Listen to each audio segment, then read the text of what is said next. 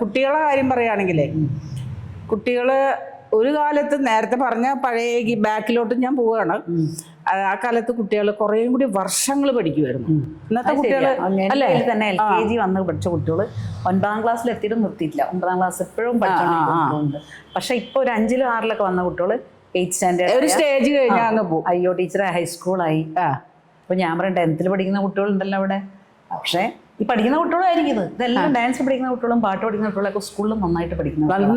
എനിക്ക് ഒരു വർഷം ഒരു 12ാം ക്ലാസ് അതായത് +2 ഒരു 8 കുട്ടികളുണ്ടായിരുന്നു. ക്ലാസ്സിലെ ആവറേജ് കുട്ടികളാണ്, നല്ല ചെയ്യും. റിസൾട്ട് വന്നപ്പോൾ എത്ര മോൾക്ക് പെർസെൻ്റ് മോളെ 96.6 മാഡം 97 90 എല്ലാവർക്കും നിങ്ങൾക്ക് ഇത്രയും ബുദ്ധി ഉണ്ടായിരുന്നു. അത്ര കാണുന്നില്ല. 2 കുട്ടികൾ സ്കൂൾ ഫസ്റ്റ് ആയിരുന്നു.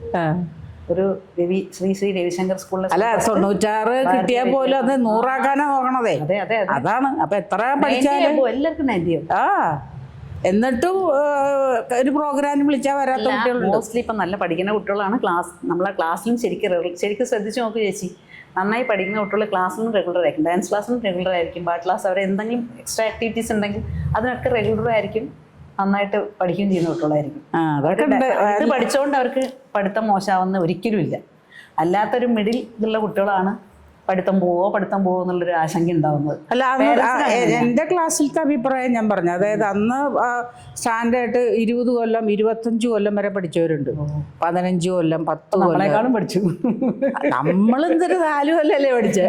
നമ്മള് 4 കൊല്ലം അല്ല 5-8 മണിക്കൂർ. അതല്ല അതിന്റെ യഥാർത്ഥ സത്യം. അതല്ല. MBBS എത്ര വർഷമുണ്ട്? 6 വർഷം ആണ്.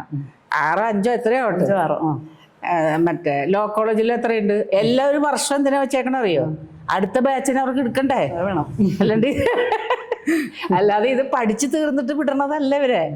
നമ്മളെ അങ്ങനെയാണ്. 4 കൊല്ലം കഴിയുമ്പോ അടുത്ത കുട്ടികൾ എടുക്കണ്ടേ? ആ ഒരു അവസ്ഥയിലാണ്. പിന്നെ ഏത് പോസ്റ്റ് ഗ്രാജുവേഷൻ പഠിക്കാലോ 2 വർഷം കൂടി. അല്ല, എന്ത് പഠിച്ചാലും എത്ര കൊല്ലം പഠിച്ചാലും 10 കൊല്ലം എനിക്കറിയാം അവിടെ. എന്നിട്ട് പോരണ്ടേ അവിടുന്ന്? അല്ലാതെ അടുത്ത കുട്ടികൾ എങ്ങനെ എടുക്കും? ശരിയാ. അപ്പൊ അത് കുട്ടികൾ ഇവരെ പഠിക്കാൻ വരുന്ന കുട്ടികളെ സംബന്ധിച്ച് അതല്ല.